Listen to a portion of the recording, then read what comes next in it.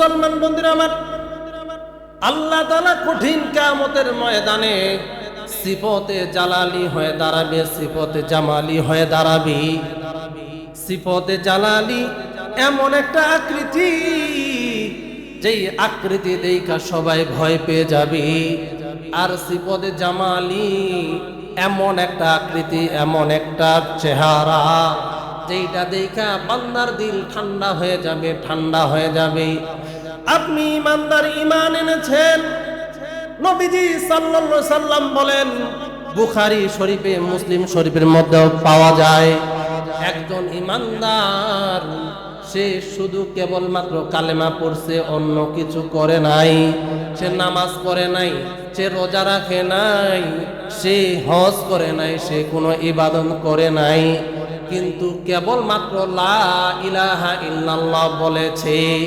মুসলিম শরীফের মধ্যে পাওয়া যায়, নবীজি সাল্লাল্লাহু আলাইহি সাল্লাম ডেকে বলে, ও মানুষ, ও মানুষ, তোমরা শুনে নাও, এই যে দিলের ভিতরে লা ইলাহা ইল্লাল্লাহ থাকার কারণে নামাজের সওয়াব নাই, রোজার সওয়াব নাই, যাকাতের সওয়াব নাই, ওই ব্যক্তিকে আল্লাহ তাআলা যখন জাহান্নামে দিবে, জাহান্নামে দেওয়ার আগে আল্লাহ তাআলা তাকে মৃত্যু দিয়াই জাহান্নামে প্রবেশ করাবে। সুবহানাল্লাহ। মুসলমান বন্ধুগণ বলবেন, হুজুর মৃত্যু দিয়া জাহান্নামে দিবে বুঝি নাই। বুঝার জন্য বুঝবেন, খুব খেয়াল করে শুনবেন। আপনার অপারেশন করবে, অথবা আপনার পেটে পাথর হয়েছে, আপনার অপারেশন করার জন্য ডাক্তার আপনাকে যখন অপারেশন থিয়েটারে ঢুকাইছে, একটা ইনজেকশন দিয়া আপনাকে অবশ করে যেন কাটা ছেঁড়ার কোনো কষ্ট না পান।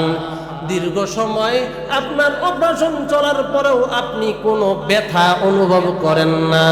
আল্লাহ বলে, ও বান্দা, ও বান্দা, যদি তোমার দিলের ভিতরে লা ইলাহা ইল্লাল্লাহু মুহাম্মাদুর রাসূলুল্লাহ থাকে, এই ঈমান নিয়া যদি কবরে যাও, তোমার কোনো সওয়াব নাই, তোমার কোনো যাকাতের সওয়াব নাই, তোমার কোনো হজের সওয়াব নাই, তোমার সেজদার কোনো সওয়াব নাই, তোমার সুবহানা রাব্বিয়াল আ'লা বললে ওয়ালার সওয়াব নাই, তোমার সুবহানা রাব্বিয়াল আযীম বললে ওয়ালার কোনো সওয়াব নাই, কিন্তু লা ইলাহা ইল্লাল্লাহু মুহাম্মাদুর রাসূলুল্লাহর এই ঈমান ওয়ালা কালমাটা নিয়া তুমি যদি কবরে যাও, আমি আল্লাহ তোমারে জাহান্নামে দিব ঠিক, কিন্তু জাহান্নামে ফালানোর আগে আমি আল্লাহ তোমারে মৃত্যু দিয়া দিব। সুবহানাল্লাহ।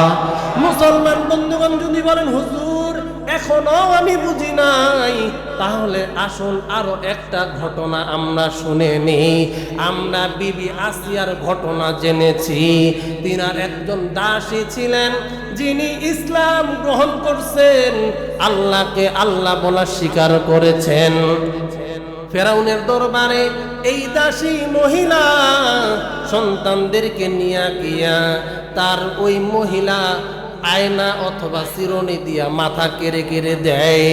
মহিলা এইবার ফেরাউনের মেয়ের চিরুনি হাত থেকে পড়ে গেলে তিনি যখন চিরুনিটা উঠাইতে যান, উঠানোর সময় বলেন বিসমিল্লাহির রহমানির রহিম। ফেরাউনের মেয়ে ডেকে বলে, ও মহিলা, আমার আল্লাহ তো হলো আমার পিতা, নাউজুবিল্লাহ, কারণ আমার বাবা ধন সম্পদ সবাইকে দেয়, মানুষকে কারাগার থেকে মুক্তি দিয়া দেয়, মানুষের গলায় ছুরি চালাইয়া হত্যা করে, সুতরাং আমার বাবা হইল খোদা, কিন্তু তুমি বিসমিল্লাহির রহমানির রহিম বলেছ, অর্থাৎ তুমি অন্য একজন খোদাকে মানো। এ মহিলা বলো দেখি এইটা কোন খোদা, কোন খোদা? মহিলা ডেকে বলে, ও মেয়ে, আমি যেই খোদাকে খোদা বলে দাবি করি, এইটা এমন একটা আল্লাহ, এমন একজন মালিক, যিনি সূর্যকে সকালবেলা পূর্ব দিক থেকে উঠায়, সন্ধ্যাবেলায় পূর্ব থেকে পশ্চিম দিকে ডুবায়, যিনি এমন একজন মালিক, সন্ধ্যা হওয়ার পর চাঁদের আলোকে প্রকাশিত করে।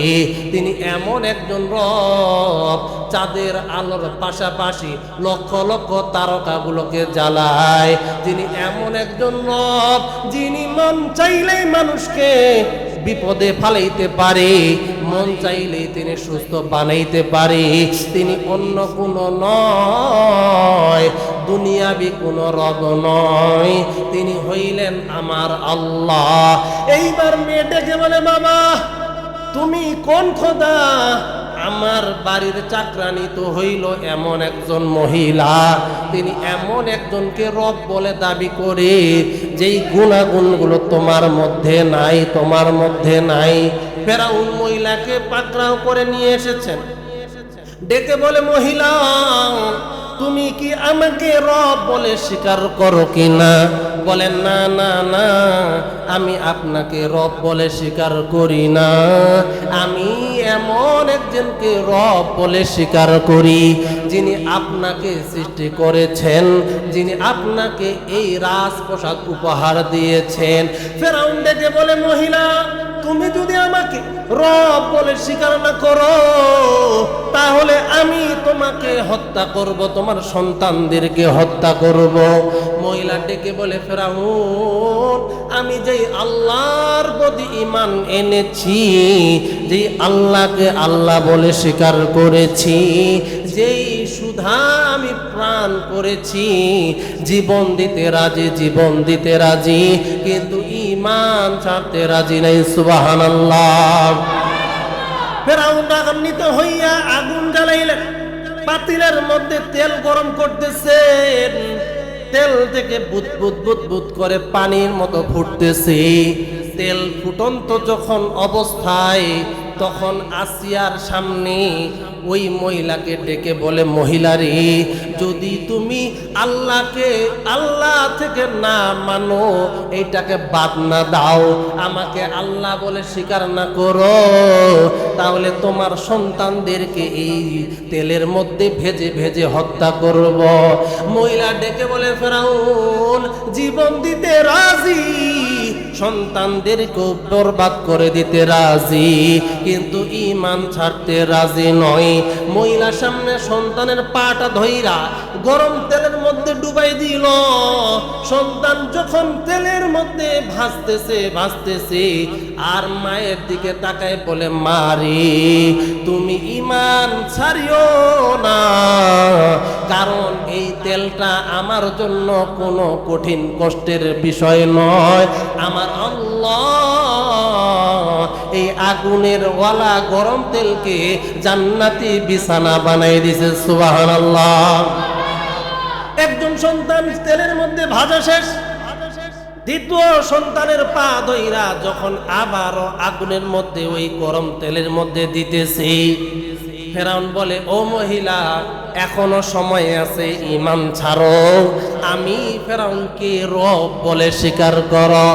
মহিলা বলে, না না না, আমি তোমাকে রব মানব না। এইবার ওই সন্তানকে তেলের মধ্যে দিয়া দিল।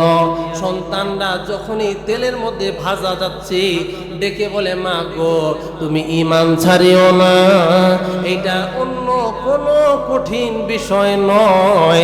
মা গো আল্লাহর উপরে বিশ্বাস রাখা তুমিও এই গরম তেলের মধ্যে যাবে দাও, আল্লাহ তাআলা এই তেলকেও জান্নাতি ওয়ালা তেল বানাই দিবে। সুবহানাল্লাহ।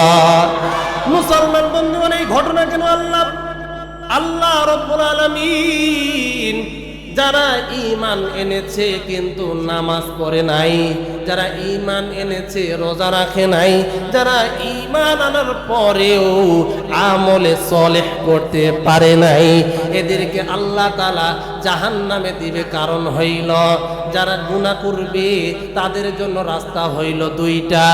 এক নম্বর হলো দুনিয়ার জিন্দেগি, দুনিয়ার জমিনেই তাকে তওবা করতে হবে। বলিয়া ইবাদিয়াল্লাযিনা আসরাফু আলা আনফুসিহিম লা তাকনাতু মির রাহমাতিল্লাহ ইন্নাল্লাহা ইয়াগফিরুয যুনুবা জামিআ ইন্নাহু হুয়াল গফুরুর রহিম।